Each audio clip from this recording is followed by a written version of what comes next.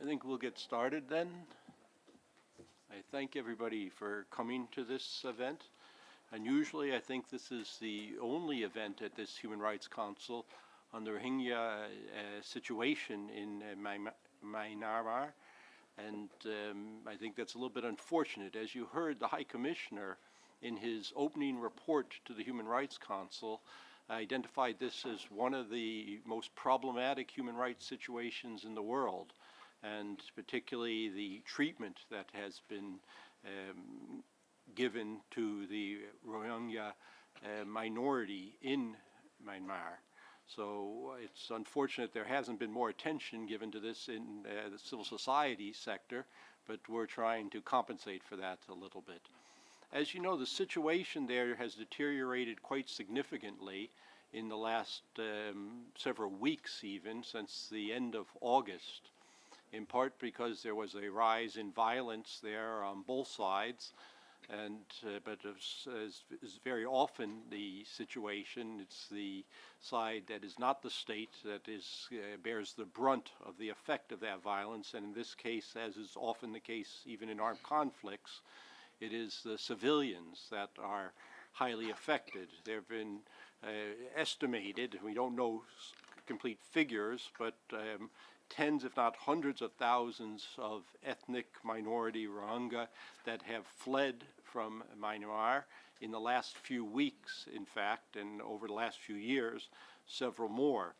It's a situation that has been called by the High Commissioner for Human Rights as one of possible ethnic cleansing, which is a quite serious allegation, and the special reporter suggested that it is possibly also a situation where genocide might be taking place, which is the destruction of a people in whole or in part. And it is something that for years some organizations, like the Organization of Islamic Cooperation, has been calling for action, and till now there's been little action taken in the international community. It's not only a human rights situation within Myanmar, but it is also one in the region. As you might have, if you're watching the news today, seen, India has just made a statement regarding the situation, that it also affects Bangladesh very significantly, is a refugee crisis. In other words, people fleeing from the conflict, ethnic Rohingya fleeing from Myanmar are now refugees in Bangladesh, and there are almost 1 million, I think, now in Bangladesh. And that number is climbing, as well as those that are stuck in refugee or internally displaced camps within the country itself in Myanmar, and are subject to what was termed by the special reporter horrific conditions. So it is in that context that we are raising this situation and hopefully drawing attention to it, and offering these two speakers that have had quite a lot of experience in the field of human rights and are greatly familiar with this situation. I should add that we have invited the government of Myanmar to participate as a panelist in this discussion, but they did not respond. We did it late, but this was all organized quite late. But we welcome also, of course, their input, because certainly my organization, internationallawyers.org, which is one of the host organizations, very much believes that human rights are a joint enterprise, that both the victims and the states benefit from the protection of human rights. So with that, let me then introduce our two speakers. The first speaker will be Mr. Ahmed El-Karashi. He's a policy analyst, a journalist, a writer, a researcher, and an activist, he told me, that has worked largely in the Middle East and Asia, in Iraq and Pakistan, in Lebanon and Syria, and throughout the Gulf region. He's worked for Al Jazeera, and he's written articles that you can find online if you're interested to follow up on his presentation, in both Arabic and English for more than 2 decades. He's currently associated with an independent Islamabad think tank called ProjectPakistan21.org. So you can also find more information about him there. And he will open with a presentation on the situation of the Rohingya in Myanmar. And after that, he'll be followed by Ms.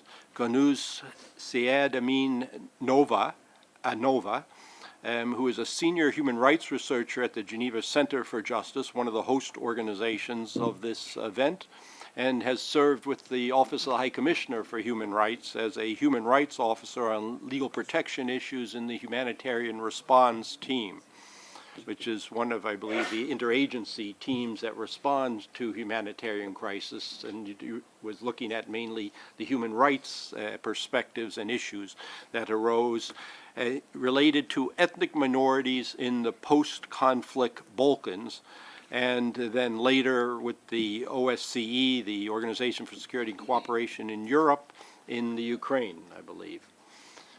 So without any further ado, I will turn the floor over to Mr. Ahmed, who has a PowerPoint presentation, and you can listen to it in both English through the microphone here and in Arabic on channel 2 if you use this little earpiece.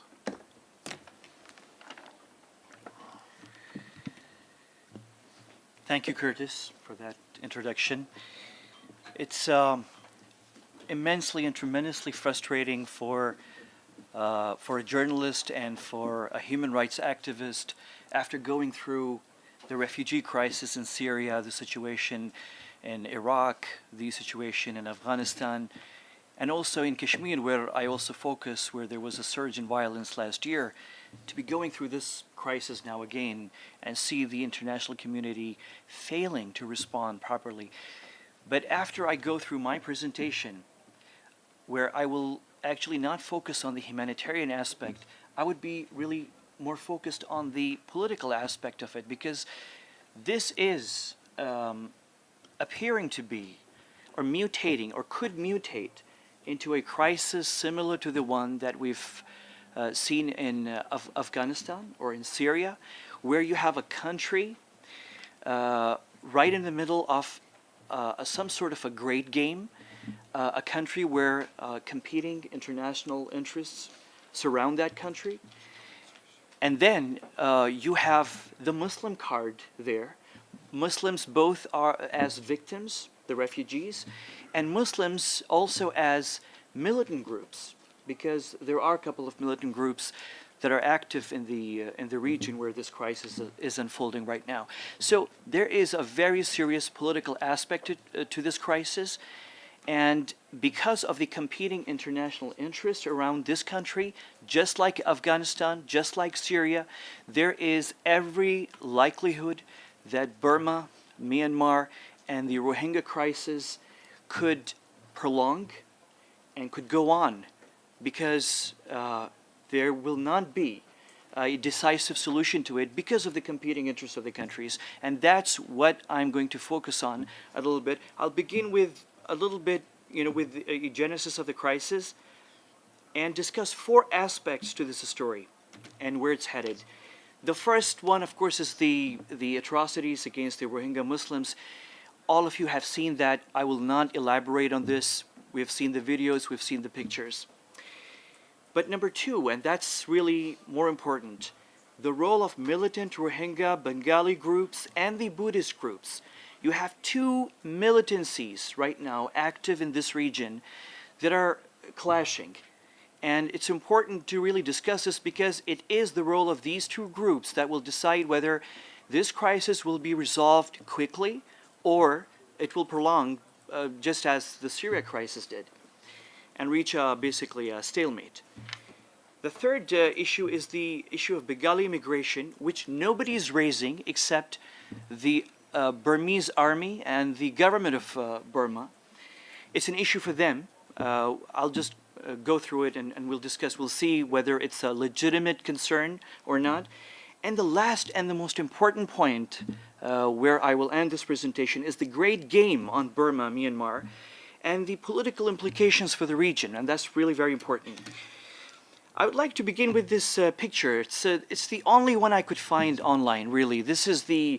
I was looking for a picture that would show the presence of the Imperial Army of Japan in Burma, during the Second World War. And I couldn't find really many pictures. This is one of them. It shows, I think, no, I'm sorry, this is the British Army. This is the British Army. There are a couple of British soldiers at the front, and you can see at the back some of the Rohingya Muslim fighters. The Rohingya basically helped Britain defeat Japan in Burma in Second World War. Britain basically promised the Rohingya an independent state. You will get an independent state in exchange for supporting the Allies in the war. The Rohingya did well, they fought well, and the Japanese army was defeated. This is the only picture I could find of the Japanese army. Interestingly, the Buddhists in Burma supported the Japanese army in that war. So basically you had the British and the Japanese fighting a war. The Rohingya Muslims were supporting the British army, and the Buddhists were supporting the Japanese army. All of this drama actually played out exactly in the very place that is in the middle of this conflict right now, the Rakhine state or the Arakan state, the old Arakan state, the current Rakhine state of Burma. So basically, you have this problem between the Rohingya Muslims and the Buddhists of Burma in this particular place called Rakhine state, going back all the way to the Second World War. So these are old animosities that have continued and played out over the last almost 70 years. Moving forward, of course, this is it's a genocide and everybody's talking about it. Now, basically, I will not, as I said, I will not discuss the humanitarian crisis. I would like to move fast to the presence of militant groups in this region. It is the presence of the militant groups that could mutate, and I would like to emphasize this point. It's a very important point. It could mutate into a proxy war because you have many countries that are interested in Burma, many countries that have interest in Burma. Let me just give you one very quick example. You have China supporting Burma in this crisis, and you have India supporting Burma also in this crisis.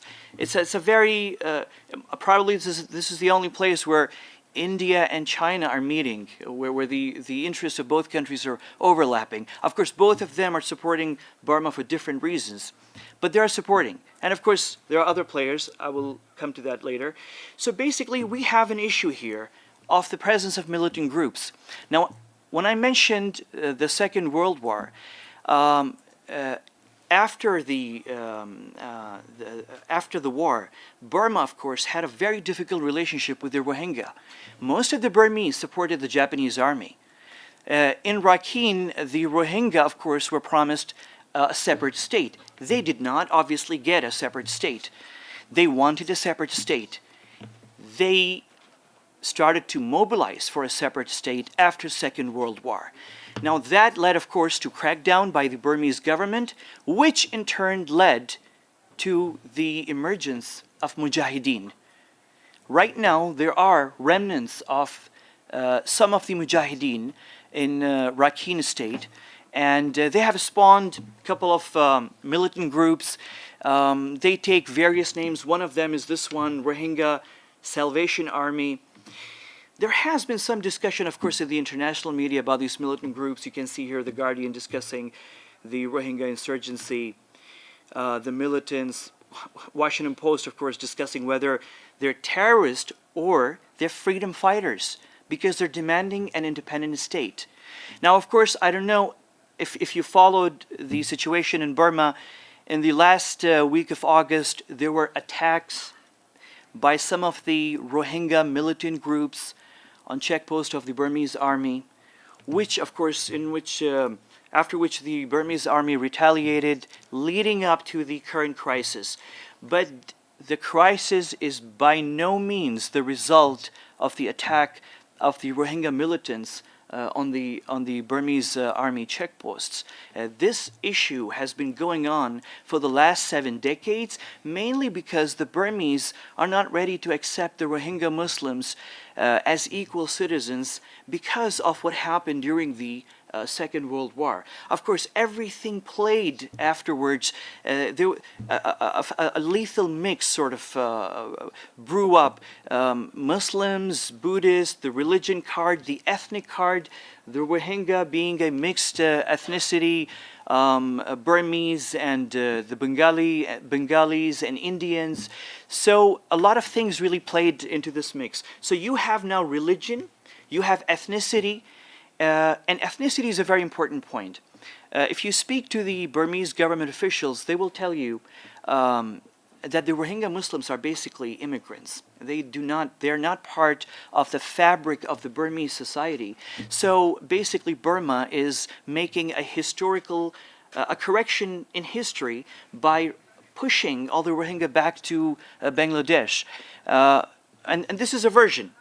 You could agree with them, you could disagree, but I made a very quick study into the background of the Rakhine state, and this is a very fascinating place, an overlapping of the cultures of India, of Burma, of Bangladesh, and also many Arabs also came to this region. There's a very interesting interplay of all of these cultures, and of course Buddhism and Islam, two great religions, meeting at this place. So it's a fascinating place. I'm not sure, as a researcher, whether I would call the Rohingya Muslims really Bengali immigrants. The Burmese government officials are not ready to call them the Rohingya. They insist these are Bengali immigrants and should be given the treatment of immigrants, being expelled and so forth. So I will move forward a little bit about Bangladesh. You just mentioned that, Curtis. Bangladesh, you would think that Bangladesh, considering that these are, many of the Rohingya Muslims have the Bengali ethnicity, you would think Bangladesh would welcome them back. But interestingly, Bangladesh actually offered Myanmar army aid against the Rohingya rebels, not the refugees, the rebels. And this was immediately after the attacks on the Burmese army checkposts, roughly 25th and 26th of August. And that was before the refugee crisis really came up. So Bangladesh actually wants to cooperate with the Burmese army in crushing the militant groups of the Rohingyas. Now, there's a very interesting conspiracy theory here that I must share with you.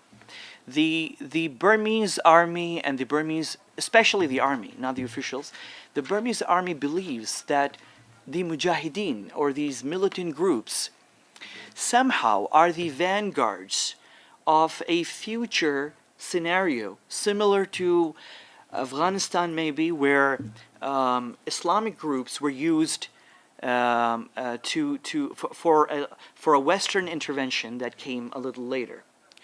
So the Burmese really believe that these Rohingya Muslim militants will basically morph into, I don't know, the Afghan Mujahideen sort of thing, and they will be backed. Of course, the Muslim countries will support them, and on the back of all the hue and cry, the West would intervene. Of course, the only thing that I find illogical in this conspiracy theory is that, and I was discussing this with somebody online from Burma, I said, well, if this is the case, then why the Burmese army is playing into the hands of this alleged conspiracy by openly and nakedly killing women and children, and thereby providing a pretext to whomever wants to intervene in your country. And obviously there was no answer to that. But the point is that they have really fears that this is what's happening. I saw a tweet by Ken Roth, Human Rights Watch, where he said nobody should really believe the Burmese army when it says we're fighting militancy or terrorism or Islamic militancy. One thing that the Burmese miss when they discuss the militant groups of the Rohingya is that these Rohingya groups are not new. They existed throughout the Cold War, and they emerged as a result of the Burmese state not accepting the Rohingya into their fold as a country, as equal citizens after the Second World War. So there are a lot of things at play here. It's very confusing. I would like to move here I just discussed the version of the Myanmar government. The reaction of the, I don't know if you followed the reaction of the Myanmar government online. They basically responded with a flimsy social media campaign, posting pictures, basically, pictures of Myanmar Army Medical Corps treating Rohingya Muslims. I'll show you a couple of them. I have no way of verifying if they were staged or they were real. They appear to be real, but I'm not sure. And also on social media, there were pictures of, this is very important. I can't share those pictures. I'm sure you've seen some of the pictures of the, many actually, of the pictures of the Rohingya Muslims, civilians, women and children, butchered and killed ruthlessly and mercilessly. I think those pictures and videos, even though we cannot, each one of us, verify them individually, but they look very real. They're not state managed. This is a real genocide. This is a But the Burmese side on the social media have also shared pictures showing Rakhine Buddhist families whom they claim were attacked and were meted out or given a similar treatment as the one they're giving to the Rohingya Muslim families. I mean, basically they're showing pictures, but they're not saying they're basically saying it's the Rohingya militants who are attacking the Buddhists' families. I have a couple of pictures that I can show actually, which are not very graphic, like this one, for example. This is a tweet. I assume it's from a fake account, a troll account. It's a Burmese account, and it shows a Rakhine family waiting for help after being displaced by terrorist attacks of Bengali, self-made Rohingya. I mean, just notice how the Burmese propaganda machine is describing the Rohingya, not willing to accept them as Rohingya. But of course, they need to mention the word Rohingya because they need to use the hashtag to be seen on Twitter. So, and there are, of course, this is one of those pictures that I can show. There are others that I can't. For example, this one, a 109-year-old lady was evacuated from her village as extreme, I think they wanted to say extremist Bengali Muslim terrorists attacked her. I don't know if these pictures are stage managed, fake or real, but this is their version. This is what they're saying, since we don't have anybody from their side sitting here. And they also posted pictures like this one. Medical Corps of the Burmese Army treating what appears to be Rohingya Muslims. This is one picture, this is another one, and here's, I think there's a third one as well. So basically, Burma has responded with a not very effective counter information or disinformation campaign. I would like to move to my last point, which is the great game around Burma, which is not being discussed.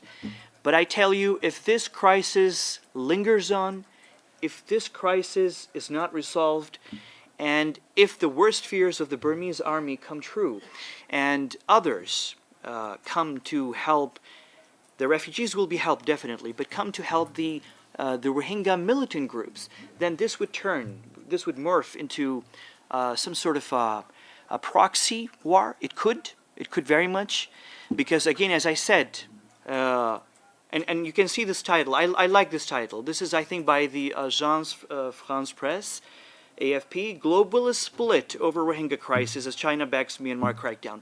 Now let me explain this. China is backing the Burmese army. There's a feeling, China feels that major powers want, Burma has a very important place, and major powers want to use that geography for multiple reasons. China would like to stick to Burma. The United States, other Western countries have tried to reach out to Burma but couldn't. So they basically backed who?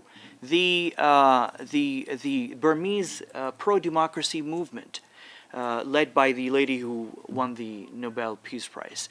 I often find her name very difficult to pronounce, so I will not. So she was basically, obviously, backed by the West. So there, you have basically a split inside Burma where you have the army backed by, very strongly backed by China. It has somewhat support from a couple of Muslim countries as well, you'll be surprised. They're backed by Bangladesh, as I said. They have support from Bangladesh. At one time, they were also being supported from the country where I come from Pakistan. But Pakistan has come out very strongly condemning Burma over the refugee crisis now. But there's this strategic thing being played out in the background that nobody's noticing. So basically, you have this great game being played out, and there's one more thing I wanted to show you. Yeah, of course, India is also in the middle. I think this was a tweet by Ken Roth again, Prime Minister Modi of India supporting the Burmese government and not saying a word about the refugee crisis. India has its own motives. India has people, the government, of course, is very nationalistic. Some say it's very extreme in some ways. It has its own problem with its Muslim minority in India, and it has its own fears. So India is supporting the Burmese government for its own reasons. China is supporting the Burmese government and army for its own reasons. And the Burmese army has fears of Western intervention. There are militant groups, Mujahideen, who, by the way, the Burmese army claims have links to people, to militant groups in Afghanistan, and they're afraid that at some point some Muslim countries and maybe some Western countries might use that channel to embolden the Rohingya Muslim groups inside Burma and begin what would become a proxy warfare. So it's a very messy thing. I would conclude by this slide. This is a very important one. I put my hand on my heart and I pray that this crisis does not linger on and does not reach a point of stalemate like Syria, like Afghanistan. Why? Because one country supports one side, another country supports another side, and all sides have backing of major powers, and nobody gets the upper hand eventually. So basically, just like Syria, just like Afghanistan, in Burma, you have global competition taking place. You have a Muslim population. You have militant groups. Is it Afghanistan? Is it Syria? No, it's Myanmar. It's Burma. It's brewing. All of us are consumed by the humanitarian crisis. But please, let's keep an eye on the political aspect of it, because it is dangerous. It could reach a stalemate, and it could become a problem that is not amenable to easy solutions, just like Syria and Afghanistan. Thank you, Chris. Thank you very much, Ahmed, for putting that political context to this matter, because as we know, the Human Rights Council is not a legal body or judicial body, it's a political body. So it deals with human rights through a political lens and context, and it's important always to keep in mind the political context of what we sometimes talk about here as human rights issues solely, but they have a strong political context. I think we need to understand that to resolve them. Okay, I now turn the floor over to Ms. Galnous. Thank you. Good afternoon, ladies and gentlemen. Thank you very much for this good introduction and just picturing the situation in Myanmar. And my presentation will be more focused on human rights and violations of international law, and it will have a more legalistic aspect of the situation. Well, the deterioration of the humanitarian situation in Myanmar, particularly widespread and systematic human rights violations against Rohingya, it is a priority on the agenda of the international community, but to what extent? Myanmar is repeatedly condemned for breaches, grave breaches of international humanitarian and human rights law, but these violations are not adequately investigated. Perpetrators still enjoy impunity, the violations are repeated, and the victims are denied the right to remedy and reparation. And to make it worse, the Myanmar government providing the explanation saying that, and it's an unacceptable excuse, blaming that the situation is complex, it's a new democracy, we are in transition, but that is not a good excuse to fail provide justice and accountability. And we we call the international community that it's time to take a bold action based on Chapter 7 of the UN Charter and to stop genocide and ensure the protection of civilians in the world's longest running civil war. It's almost 60 years. It started in 1948 in Myanmar. Now, if we speak about grave violations of international law, we do know that the humanitarian catastrophe has led to a number of violations: indiscriminate killings, enforced disappearances, rape, sexual violence, forced labor and trafficking in human beings, recruitment of child soldiers, use of human shields, forced displacement. This is just to name a few violations of international humanitarian law.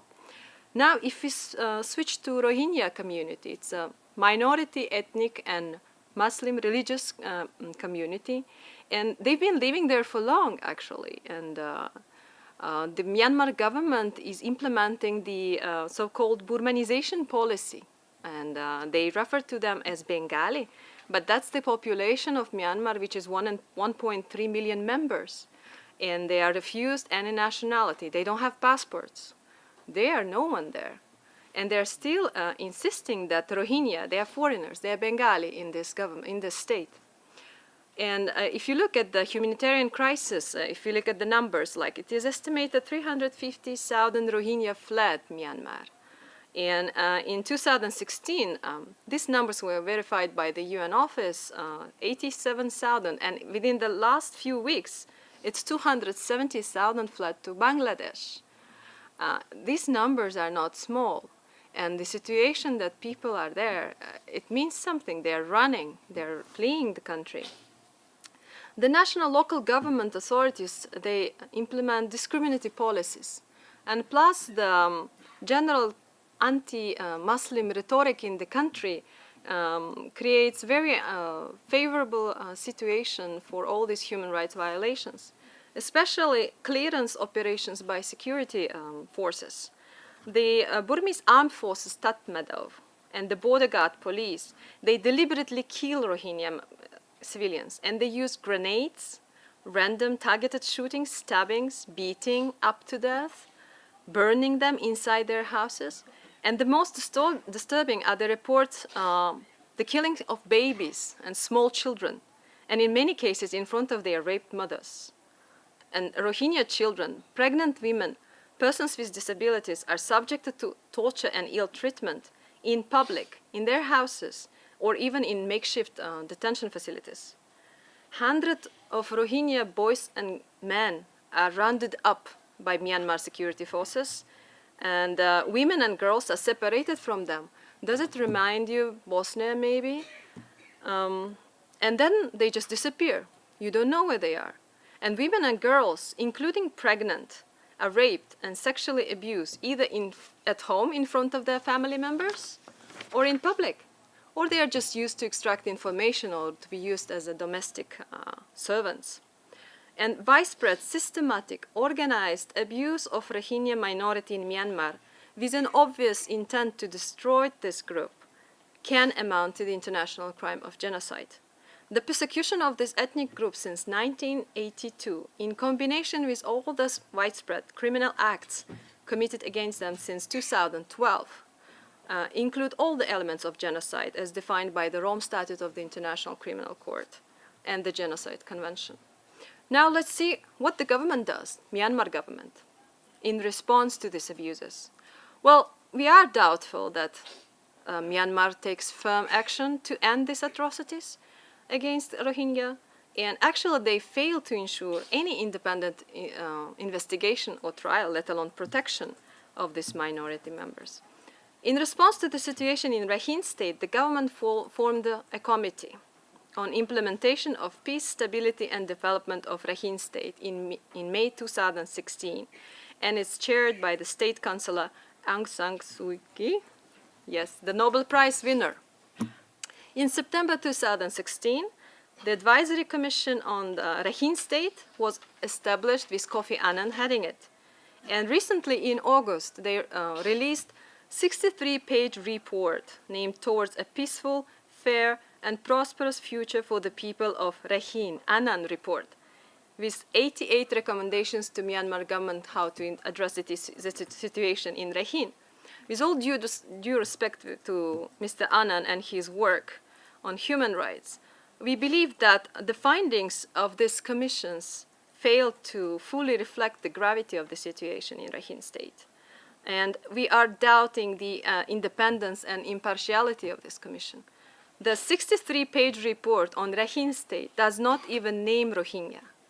They vaguely refer to minority, ethnic, and religious communities. I think that's already not identifying the victims properly. And moreover, there was another commission on Mung Tao in January 2017. That's the place, the region, and the border that was described with widespread abuse. And they denied the persecution of Rohingya or any genocide in Myanmar. And it justified the actions of the security forces as adequate and proportionate. And the current silence of Nobel Prize winner, the state consular, is outrageous. She's just silent. She says nothing what's going on. And it's not clear to us why didn't she go to attend the General Assembly session this week without any explanation.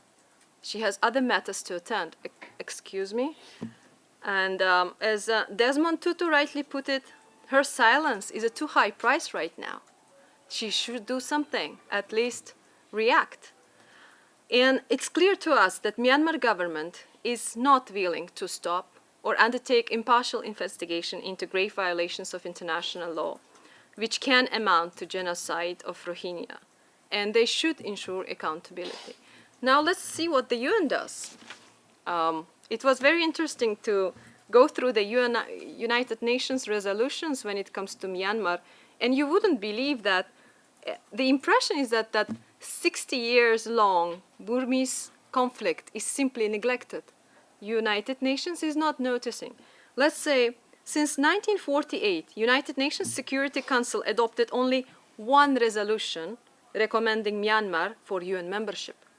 In 2007 and 2008, UN Security Council issued only 2 presidential statements, and they were basically strongly deploring the use of violence against demonstrations and importance of release of prisoners. I'm sorry, that's a conflict with the violations of international humanitarian law. And you speak about prisoners only in the presidential statement? Well, and later on, the Security Council released several press releases in 2007 and 2008 on the release of political prisoners, with particular sentencing of Aung San Suu Kyi. But do you think it's enough when we have a war for 60 years, for almost 60 years? If you look at the other UN actors, Secretary General on Children and Armed Conflict, he submitted several reports on children and situation of human rights in Myanmar, 2007, 2009, 2013. Or General Assembly, yes, they reviewed a lot of reports of Special Rapporteur on situation in Myanmar. Reviewing report is being informed. I do watch news too, you know, but I think General Assembly, Security Council, they are the ones to take action, not be just informed. If we look at the Human Rights Council, a lot of reports submitted by the Special Rapporteur, extending mandate since 1992. The Special Rapporteur on Myanmar, reporting and saying ethnic cleansing, alarming people, yes, that's happening. High Commissioner is giving strong statements, including this council session, and speaking of textbook example of ethnic cleansing in Myanmar. However, we believe that widespread and systematic organized abuse may amount to genocide in Myanmar. And here I would like to conclude with the recommendations of Geneva International Centre for Justice.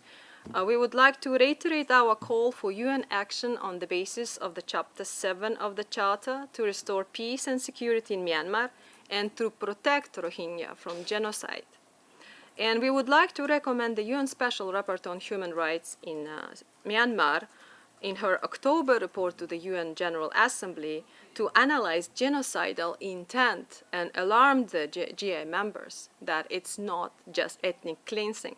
Ethnic cleansing amounts to crimes against humanity. Here, it is obvious there is an intent to destroy a group. This is more than ethnic cleansing. That is a genocide. We don't want never again after Rwanda, and it was a little bit late when they realized it's a never again situation. And here the special rapporteur and all the UN actors should be saying that is never again happening now. We should do something. The Security Council should act. Otherwise, of course, we call on all the parties of the conflict to comply with international humanitarian law. The government of Myanmar should grant full access to UN fact-finding mission and international humanitarian aid workers. The government of Myanmar should repeal discriminatory legislative and policy measures targeting minorities. And the government should enhance cooperation with UN agencies, special rapporteurs, and other special mechanisms. Thank you so much. That's it. Thank you very much, both the speakers, for their very cogent presentations and for setting out for us particularly what the Geneva Centre for International Justice believes might be a response, something that, as you pointed out, despite some reporting more recently, I think, in recent days, on it, there hasn't been much said about how we actually effectively respond to this human rights situation. So we appreciate you making some suggestions on that. We have about a little bit more than a half hour, about 40 minutes, so I open the floor to questions from anybody here. If you want to say something, if you just make yourself known, I'll call on you just so that we keep some order in it. And please then press the button on the microphone in front of you so that we can all hear you. Please, this gentleman in the back. Thank you very much, dear moderator. My name is Mehmet Şükrü Güzel. I am Turkish origin, but I have got a mandate from the European Rohingya Council. The title of the event is Ethnic Cleansing. I would like to mention the legal background of how it is legitimized ethnic cleansing by the law of Myanmar, because the critical date for Myanmar ethnic cleansing on legally was background in 1824, the date of the British colonization. So, in fact, we have got a problem of decolonization. And Article 3 of 1982 citizenship law is based on the date of the colonization, and the people who came after this time was made stateless by this law. So the base, everything is based on Article 3 for the legal background of the ethnic cleansing. With our work, I am happy to inform you that we prove that this Article 3 is null and void under international law, international legal system. Even it's an internal law, there is an exceptional point we do believe that we pointed out, and we will give the petition, we hope so, in 2 months' time. The petition will be around 5 pages, but we would like to give our commentaries to the petition as well, which will be around 80 pages. And if I have got still time, I would like to propose another thing, what we can do urgently, because the torture, there is a systematic torture in Myanmar. And this torture is with the impunity because of the 2008 Constitution. And this 2008 Constitution is, how can I say, protected, and the impunity is systematically stayed because of the high official from the military. Then there is a concept of commander responsibility in this position, because torture is a crime against humanity. We can take the commander responsibility. When it is the torture, there is a convention against torture. Any country who signed and ratified the torture convention, in fact, can go to his own court because of this systematic torture protected by the high officials. And with the commander responsibility, they can ask for an international arrest warrant for the Myanmar high officials from the military. Thank you, sir. Thank you. Please. Thank you, Mr. Chairman. And I think it's a very good, important subject. I appreciate, and my appreciation to Geneva Centre for International Justice to open such a debate, very important debate. And both the speakers, they were precise to the point.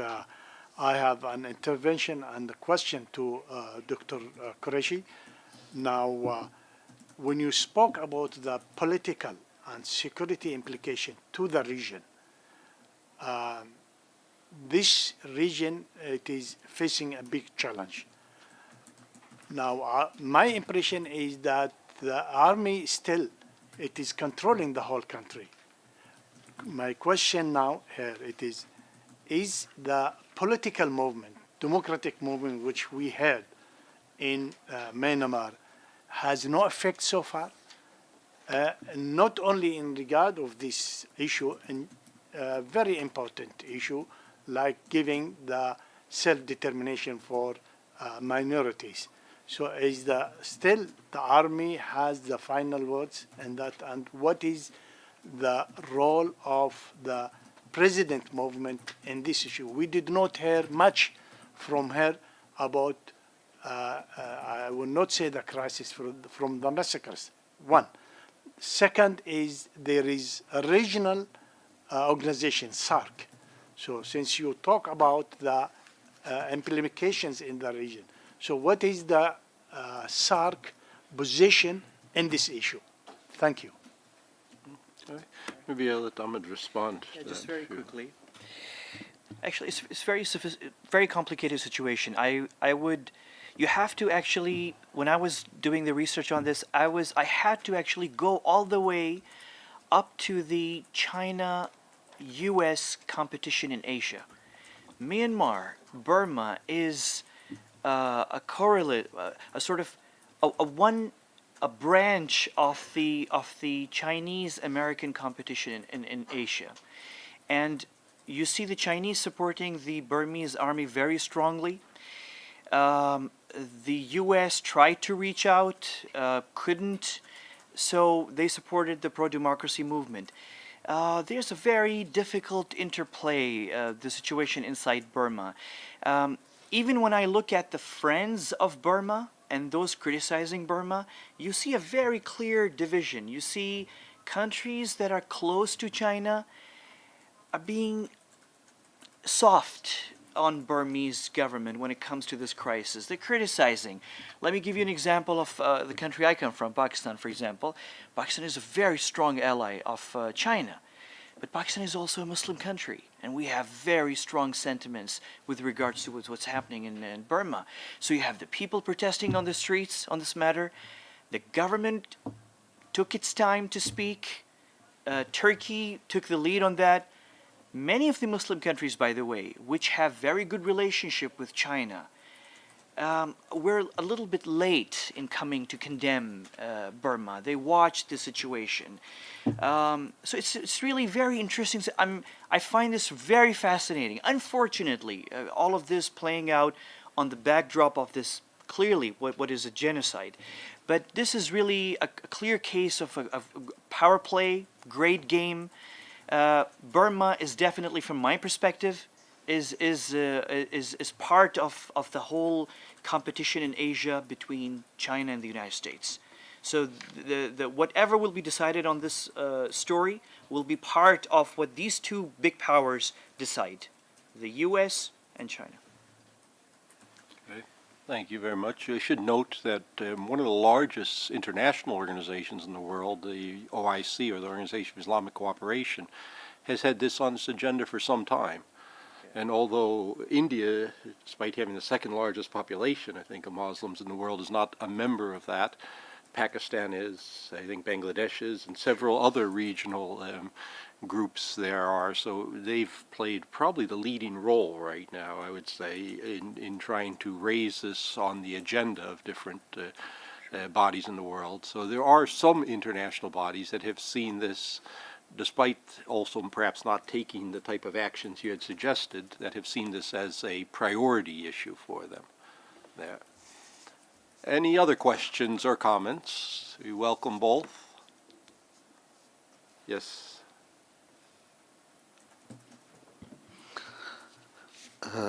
Just speak in Arabic. شكرا سيد Thank you, Mr. Chairman. And thank you also to Geneva International Centre for Justice.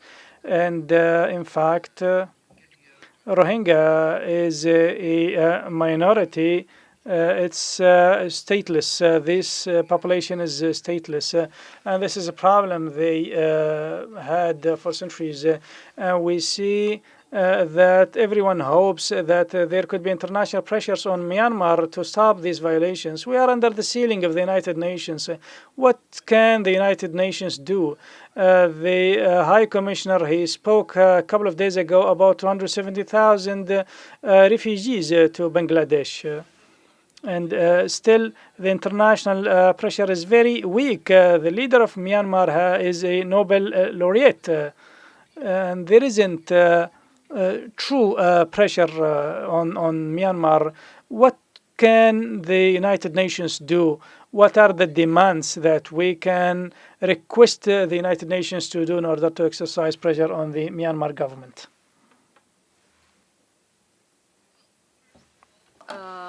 I have mentioned it in recommendations that we are calling for the action based on the Charter 7 of the UN Charter to restore peace and security, and usually it does include the responsibility to protect concept. There is a debate how the UN Security Council should interfere in a situation when international crimes are taking place, particularly genocide. And unfortunately, international community is extremely slow to react in this kind of situations. That's why we keep saying and alarming. Even if you look at the wording of the High Commissioner, the wording used is very diplomatic. Ethnic cleansing is not a legal definition. Ethnic cleansing is rather social definition. That's why we speak about genocide, which is a legal definition.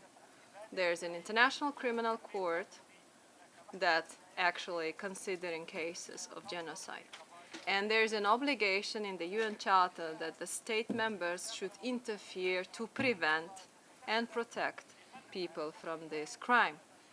And therefore, we are calling that, first of all, they actually start this discussion that this Chapter 7 is invoked. You see, there is a process usually. When the reporting, General Assembly review the report of Special Rapporteur, Security Council review the report, and there are a lot of reporting. But unfortunately, fact-finding mission that was supposed to be dispatched to Myanmar to investigate. Well, basically, UN people want to see, are you sure that it's happening? Because they cannot enter the country. Myanmar is not allowing any investigator to come and verify that this is taking place. Based on this verification, then perhaps Security Council can decide, okay, let's send some troops, peacekeepers, UN peacekeepers, for example. That could be an option. That was practiced in many other conflicts, including former Yugoslavia. Another action we are calling for, that the situation referred to the International Criminal Court, because we see that Myanmar government is not capable. Well, willingness, we are also questioning if they would like, if they want to hold investigation, if they want to try the perpetrators of crimes against Rohingya. And therefore, we are saying that the Security Council should take a resolution and say, okay, Myanmar situation is being referred to the prosecutor of International Criminal Court. And then it's a huge machinery that starts the investigation of, and usually it stops for some time, let's say, the abuses.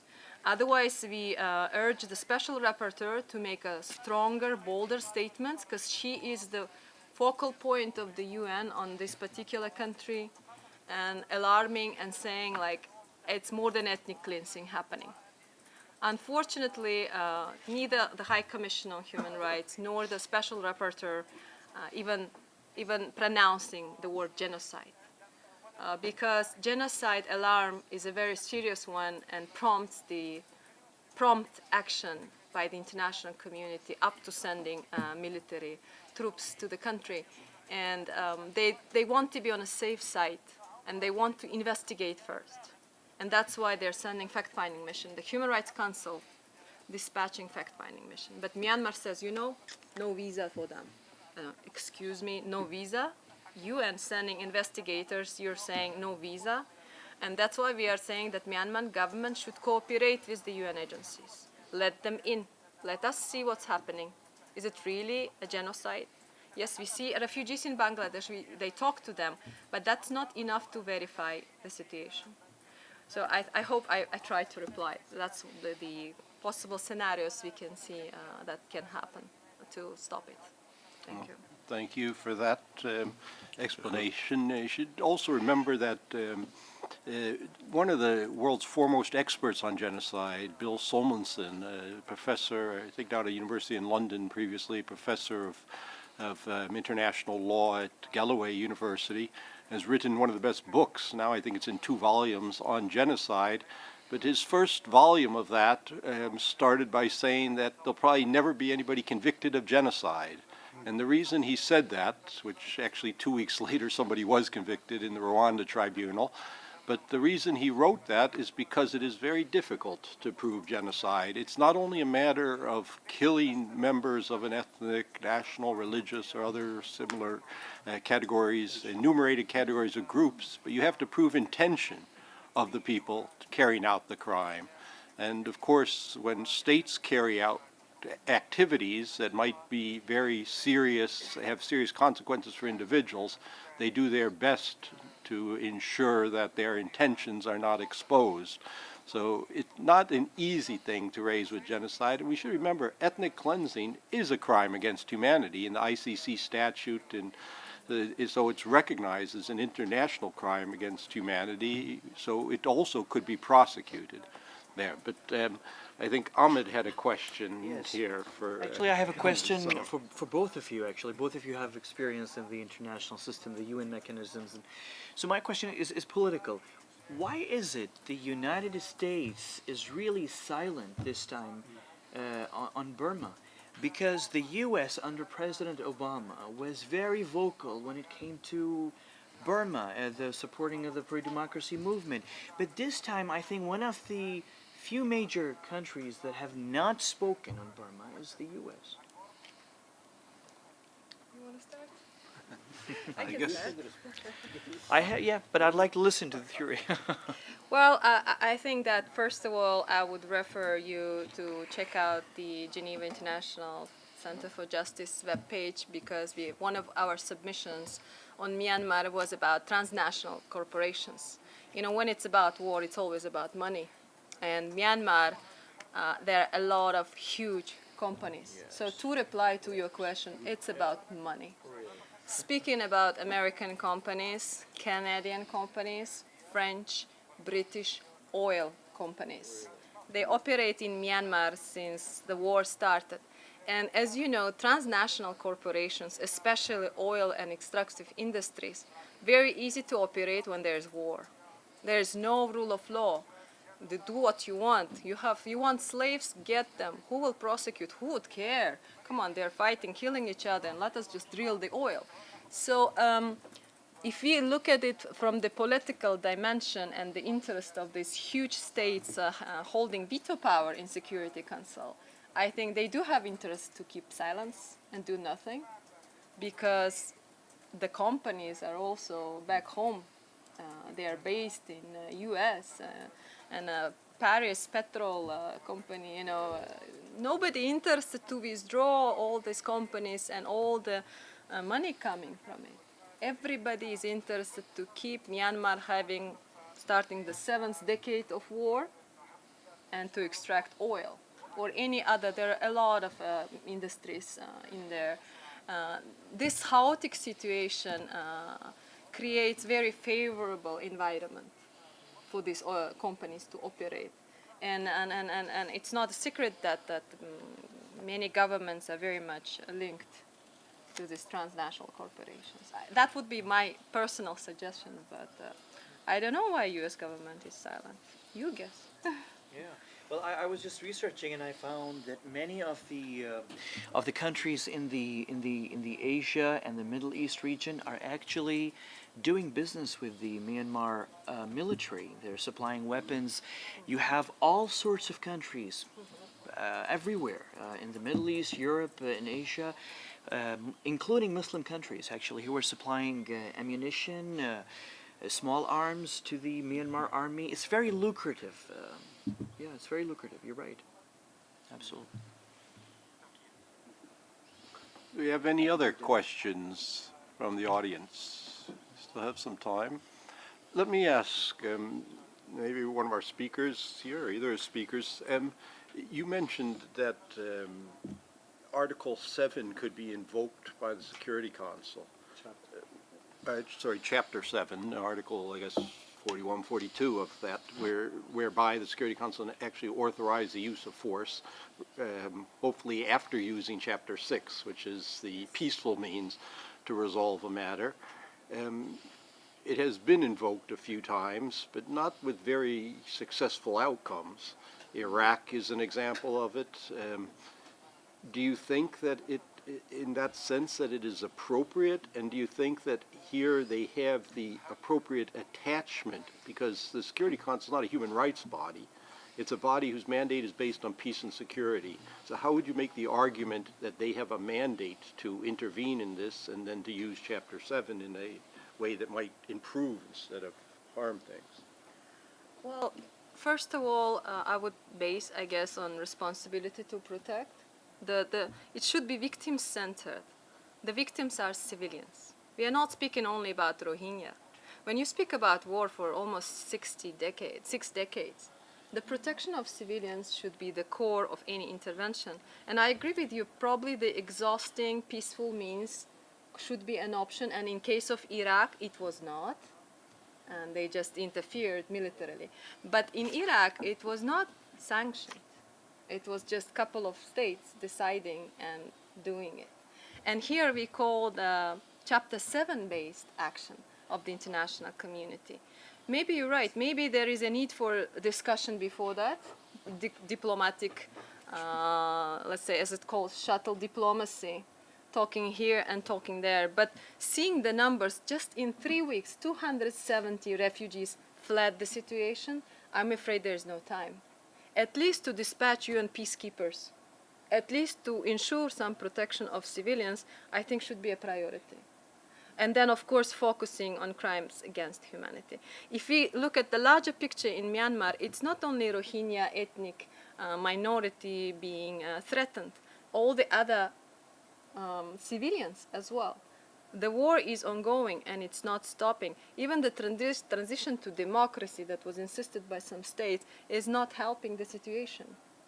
So I think that would be a strong argument to say that the civilians, they are the ones suffering for decades. It's not just Syria war for 5 years. Look, Syria, 5 years of war and so much debate, Geneva talks, peace talks, so much action. But Myanmar, 60 years? Nothing happening. Why?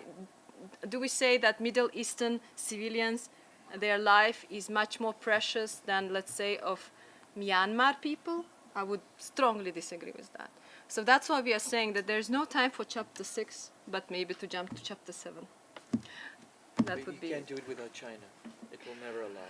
Well, that's another. They will not allow. Well, this veto system at the UN Security Council, another thing that we call for abolition, actually, and it should be reformed. If I may ask you, you mentioned a very interesting thing. For 6 decades, there was no attention to Myanmar. All of a sudden, there's a tremendous interest now in Myanmar. Do you think one reason for that is because all of a sudden, the strategic importance of Myanmar has grown, and the fact that Myanmar is at the heart is actually one of the places in Asia where the China-America struggle for influence and battle for influence is really playing out. Could that be one of the reasons why all of a sudden I have so much Western media really focusing on that? Influential media. I'm asking you, yeah. I'm not the best expert on Myanmar, but I may just think that the attention is now because of the rapid growing numbers, like 100,000 fleeing. Something wrong happening, we should pay attention, don't you think? Before, it's just military junta, let them decide who is gonna administer the territory. Let's not interfere. But now it's a matter, as you mentioned yourself, it's a refugee crisis right now. Before they would just fight each other within the territory of Myanmar, and now you have hundreds and hundreds going to Bangladesh, to India, and then suddenly Bangladesh saying, people, we are already struggling with our development issues, and we cannot accommodate the refugees. India will start saying, like, I'm sorry. And you know, so I think that it's also a process when you look at the numbers. And here we argue that it's from it's relatively recent. You know, this violence is sporadic between Buddhists and Muslims. It was a little bit in 2012. It was, but then last year and this year, it's outrageous. Killing babies, pregnant women. You know, it's too much. Actually, the last time there was this kind of violence was 2001. So imagine 2001 and 2016. I mean, there's a 15-year gap. During these 15 years, there was a semblance of peace, actually. There was no violence. I mean, sporadic, as you said. There was sporadic. But as you said, in last year, what happened last year, I mean, it's just out of proportions. So thank you. Again, it's really, Okay, I learned from a couple of things, really, very. Are there any other questions or comments from people in the audience? We're all confused about this. Yes, please, Leon. I think the idea about minimizing the importance or the attention of a place like Myanmar, I think is a very important thing. One of the things is that what kind of bothered me several times during the conversation is that we actually are miscalculating the length of the time of the war. It's actually 69 years, not 6 decades, but 69. You're going on the 8th decade. Yeah. So anyway, that's just a kind of minimal thing. Thank you. Thank you, Leon, for that intervention. Anybody else that would like to voice an opinion, ask a question? Be very interested to hear your comments. As you know, the Human Rights Council, one of the reasons it was created was to try to acquire suggestions from a wider audience than had been under the Commission for trying to resolve and improve human rights situations. So, There's somebody here at the end. yes, I see two people, somebody at the end and then this gentleman. Please. Please identify yourself if you would. Thank you, President. I want شكرا لك تتكلم باللغة العربية لو I speak in Arabic. I would like just to comment on creating the Human Rights Council as a mechanism for the protection of human rights in the world. Mr. Chairman, you said that the Human Rights Council wants to listen to our views regarding human rights in the world. Sadly, Human Rights Council is governed by political interests. This is what we have seen in Myanmar or in Yemen. My name is Liz Al-Badawi. I'm Yemeni. What I have seen that the Yemeni crisis is being, they are trying to internationalize it. There is a national commission of inquiry investigating alleged violations to human rights, and there are political calls to establish an international commission of inquiry. And we see also the genocide and ethnic cleansing in Myanmar, and they do not allow here an international commission of inquiry. This is what I have seen in the papers you presented. Thank you.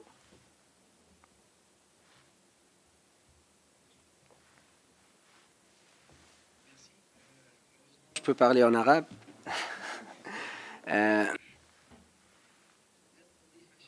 I may not add anything, but I have a proposal here. In fact, we are meeting a lot on the sidelines of the session, and sometimes the comprehensive periodic review in Geneva.